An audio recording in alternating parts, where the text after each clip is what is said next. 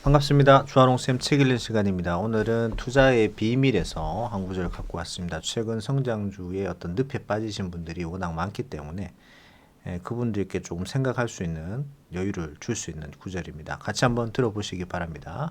큰 희망이 커다란 문제를 일으킨다. 펀드 매니저인 데이비드 드래먼이 지적했듯이 매력적인 성장주에 대한 기대는 대개 너무 높아서 긍정적인 놀람이 작은 파장을 일으키는 데 비해 부정적인 놀람은 아주 작아도 배를 전복시킨다. 이익 전망치 대비 실적이 주당 3센트가량만 부족해도 성장 기업은 비슷하게 부족한 가치 기업보다 주가가 두세 배 더 떨어진다. 반대로 저가의 가치주는 기대치가 너무 낮아서 부정적인 놀람이 별로 해를 끼치지 않지만 긍정적인 놀람으로 주가가 급격히 올라갈 수 있다. 단기적으로는 가치주가 성장주보다 둔탁하고 이익 등락이 큰 경향이 있다. 가치주의 이익과 주가가 반등할 때 우리의 두뇌는 성장주가 보이는 단기적인 단순 반복, 상승, 상승, 상승보다 교대 패턴, 상승, 하락, 상승, 하락으로 해석하려 할 것이다. 교대 패턴을 이해하기 위해서는 추가로 지적 에너지가 필요하다. 신경경제학의 실험은 두뇌가 교대 패턴을 파악하는 데 반복 패턴보다 시간이 더 오래 걸린다는 것을 보여준다. 6번 연속 반복하는 패턴보다 2번씩 반복하고 변하는 패턴을 이해하는데 더 오랜 시간이 걸린다는 것이다. 이는 가치주가 일관되게 저평가되는 이유를 설명해준다. 가치주의 이익 증가 경로가 단기적으로는 더 불규칙하기 때문에 우리의 반사 두뇌는 다음에 어떤 일이 일어날지 예측하기 위해 더 열심히 노력해야 한다. 반면에 성장주의 단순한 상승 곡선은 반사 두뇌의 감정 회로를 자동으로 켜준다. 꾸준히 오르는 가격은 자동으로 예측이 쉽게 느껴진다.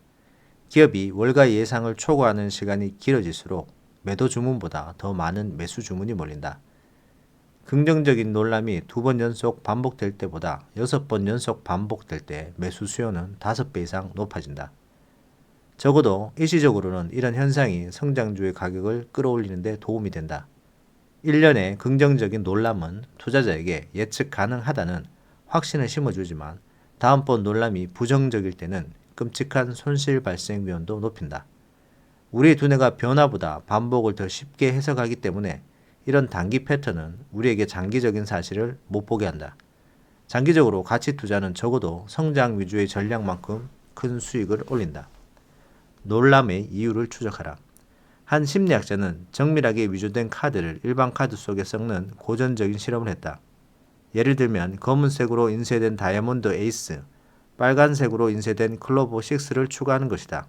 원래 다이아몬드 카드는 빨간색이고 클로버는 검정색이다. 이 간단한 변화는 몇 가지 결과를 유발했다. 먼저 일반인은 정상 카드를 식별할 때보다 바뀐 카드의 종류와 숫자를 확인하는 데 4배 이상 시간이 걸렸다. 다음으로 사람들은 당황했다. 무언가가 잘못되었다고 확신했지만 무엇이 잘못되었는지 몰랐다. 빨간 클로버나 검정 다이아몬드로 보여주면 사람들은 종종 보라색이나 갈색이라고 주장했다. 어떤 사람은 빨간 스페이드를 보고 이렇게 투덜거렸다. 제기랄 빨간색이 뭔지 알 수가 없네. 반면에 바뀐 카드를 오래 많이 본 사람은 정확하고 빠르게 식별했다. 분명한 교훈은 당신을 놀라게 하는 것은 자주 볼수록 당황할 가능성이 줄어든다는 점이다. 심리 기록을 세밀하게 작성하면 과거의 놀람에서 배우는 데 도움이 된다. 감정 등록이나 투자 일지에 기록해둔 메모는 더욱 좋다. 무엇이 당신을 놀라게 했는지, 당신이 어떻게 느꼈는지, 당신의 대응은 무엇이었는지 계속 추적하라. 놀람이 심하게 예상을 벗어나지 않도록 과거 일의 설명에 특히 주의를 기울여라. 이 결과는 무엇 때문에 나를 놀라게 했다와 같은 문장의 빈칸을 채워 설명을 구체화하라. 예상하지 못했다와 같은 일반화된 이유 말고 매수 후 주가가 2배로 올랐다거나 그 기업의 모든 뉴스가 긍정적이었다처럼 구체적인 요소로 생각하면 좋겠다. 유도 미사일을 펴라. 많은 기업이 수익 지표를 통해 월가의 애널리스트에게 다음 분기의 이익을 넌지시 알린다. 만약 애널리스트가 주당 1.43달러로 이익을 추정한다면 기업의 CFO는 우리는 그 예상이 조금 높아 보인다며 애널리스트가 예상치를 1.42달러로 낮추도록 유도한다. 그런 다음 기업이 1.43달러를 벌면 애널리스트와 회사 모두 예상치를 초과했다고 자랑할 수 있다. 이런 속보이는 조작을 긍정적 놀람이라고 부르는 것은 어리석은 짓일 뿐이다. 그러나 기업 활동의 지저분한 현실이 뜻밖의 드러나는 과정에서 필연적으로 나타나는 부정적 놀람은 매우 실질적이다. 금리나 유가가 갑자기 오르거나 내린다. 허리케인이나 지진이 일어난다. 노동자가 파업을 한다. 경쟁자가 엄청난 신제품을 내놓는다.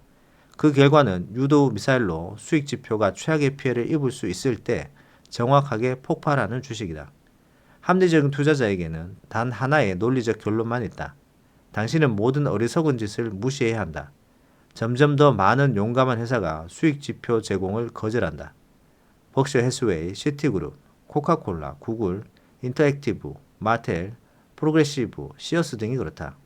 이들 기업은 단기 수익 지표의 성과를 맞추려고 소중한 에너지를 낭비하는 대신 장기 실적 향상에 초점을 맞춘다. 수익 지표를 적게 제공하는 기업은 장기적으로 더 많은 보상을 받아야 한다. 통계라는 덮개의 이면을 보라. 금융산업에서는 투자자와 투자자의 자금을 노리고 통계를 왜곡하는 전문가가 넘쳐난다. 그들의 통계 기법과 그로 인해 당신의 놀람을 막는 방법을 소개하겠다. 첫 번째, 배양하기. 액티브 펀드 회사는 비밀 포트폴리오를 여러 개 만든 다음 어느 것이 성공할 것인지 관찰한다. 실패한 펀드는 비밀리에 종결시키고 성공한 펀드는 시장 대비 초과 성과 기록을 부풀려서 요란하게 광고한다. 다양한 범주의 펀드를 통해 행해지는 이런 교묘한 처리로 매년 평균 수익보다 0.2에서 1.9포인트 높은 수익률을 올릴 수 있다. 하지만 펀드 회사 밖에서 실제로 수익을 얻은 사람은 없다. 이런 배양된 펀드는 일반적으로 장기 성과가 저조하다. 따라서 이들 펀드에 놀라지 않으려면 항상 새 펀드의 상품 안내서를 꼼꼼히 읽어봐야 한다. 다음의 내용이 위험 신호라고 할 수 있다. 게시일 아래 기재된 각 주는 그 펀드가 만들어진 초기에 일반인에게 판매되지 않았다는 사실을 보여준다. 펀드가 만들어진 첫 해에는 순자산 총액이 100만 달러 이하였는지도 기록되어 있고 전체 수익 중 첫 해 수익률이 설명 불가능할 정도로 높다는 내용도 볼 수 있다. 두 번째, 유인상술 펼치기. 판매인과 펀드 회사는 자기네 투자 중 하나가 일정 기간에 좋은 실적 내기를 기다렸다가 그 좋은 실적을 광고한다. 투자 실적이 안 좋아지면 즉시 더 나아 보이는 다른 시기의 결과를 과장해 광고한다. 이런 유인상술을 방어하는 가장 간단한 방법은 각각 다른 날짜에 시작하고 끝나는 여러 기간에 걸친 수익률을 살펴보는 것이다. 또 다른 미끼로 펀드 회사는 자기네 포트폴리오에 별 5개 등급을 받은 펀드가 많다고 자랑하며 광고한다. 별 5개는 모닝스타 리서치 회사가 펀드에 매기는 최고 등급 표시다. 그런데 모닝스타는 정책적으로 전체 펀드 중 10%의 별 5개 등급을 준다. 한 펀드 회사가 자기네 펀드 60개 중 3개가 별 5개 등급이라고 자랑한다면 그것은 자랑할 일이 아니라 오히려 곤란한 상황이다. 그 회사의 최고 등급 펀드가 펀드 회사 평균의 절반에 그친다는 말이기 때문이다. 이런 종류의 통계 사기에 놀라지 않는 쉬운 방법이 있다. 누군가에게 당신에게 숫자를 던질 때마다 항상 비교 대상이 뭔지 질문하는 것이다. 세 번째, 죽은 펀드 제거하기. 손실이 발생한 투자 기록은 아예 존재하지 않았던 것처럼 역사에서 지워지는 경우가 많다. 예를 들어 2000년의 기술주 관련 펀드 수익률 자료에는 그 이후 상장 폐지된 수십 개의 실패한 펀드의 성과가 포함되지 않는다. 상장 폐지된 펀드는 모닝스타나 리포 같은 회사가 작성하는 평균치에 제외된다. 살아남은 펀드만 포함시키고 죽은 펀드는 제외시킴으로써 기술주 관련 펀드의 2000년 평균 성과는 30.9% 손실을 기록했다. 그러나 당시 존재하는 모든 기술주 관련 펀드의 2000년 평균 성과는 33.1% 손실이었다. 승자 포함, 패자 생략의 행위는 투자자가 복음의 진실처럼 여기는 통계 수치를 왜곡할 수 있다. 1802년 이후 미국 주식은 인플레이션을 제외하고 연평균 7%의 수익률을 보였다는 견해가 보편화되어 있다. 하지만 19세기 초 미국 주식시장의 기록이 일부 회사만을 포함하고 있다는 사실을 말하는 사람은 없다. 기록에 포함된 주식은 승자뿐이다. 운하와 나무요금 징수소, 조랑말 속달 우편, 조류 배설물 비료 같은 망한 사업의 수백 곳의 회사는 투자자와 함께 사라졌다. 만약 이런 패자의 성과가 기록에 포함된다면 초기 주식의 연평균 실적은 2%포인트 하락할 것이다. 그렇다고 오늘날 주식에 투자할 가치가 없다는 말이 아니다. 하지만 주식의 초과 실적이 확실하지 않기 때문에 채권과 현금으로 분산시켜 다변화할 필요가 있다. 젊은이가 가진 모든 돈을 주식에 넣어야 한다는 것을 역사가 증명한다고 주장하는 이들은 역사를 잘 모르는 사람이다. 승자를 포함하고 패자는 제외시키는 것을 전문용어로 생존자 편향이라고 한다. 결과값의 평균에 생존한 기업의 성과만 포함되어 편향에 치우쳐 나오기 때문이다. 누군가가 당신에게 장기 평균 성과를 근거로 투자를 권유할 때 그 평균이 생존자 편향을 감안한 것인지 물어보라. 만약 그 사람이 당신의 말을 이해하지 못하거나 명확하게 설명하지 못한다면 지갑을 열지 마라. 지속 가능성이 있는가? 바뀐 사실에만 집중하지 말고 무엇이 변했는지 집중하라. 지금부터 5년 뒤 투자자는 이 변화가 분수령이었다고 되돌아볼 것인지 아니면 아무도 기억하지 못할 것인지 생각해 보라. 당신을 놀라게 한 사건을 평가하기 위해 잠시 시간을 내라. 놀랄 만한 일이 일어났으니 해당 주식이나 자산의 장기적 관점의 투자 용의가 얼마나 줄어드는지 생각해 보라. 그 분야 사업의 근본적인 미래 건전성이 손상될 이유가 있는가? 이 뉴스가 회사의 수익성을 손상시킬 것이라고 믿을 만한 이유가 있는가?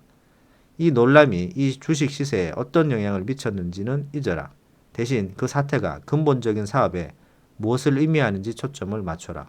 지금부터 몇 년 뒤 고객과 공급자는 지난 분기에 그 기업이 월가의 전망치를 주당 1페니 차이로 실망시켰는지 정말로 신경 쓸 것인가?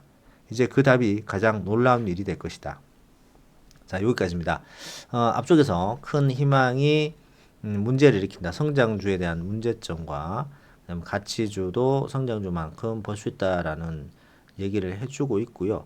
그 다음에 이 책의 챕터, 요 구간이 놀람이라는 건데요.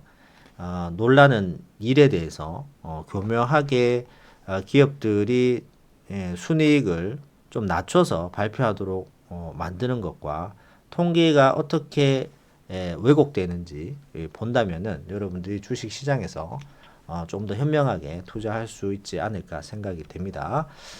책 내용 도움 되셨다면 구독, 좋아요 부탁드립니다. 감사합니다.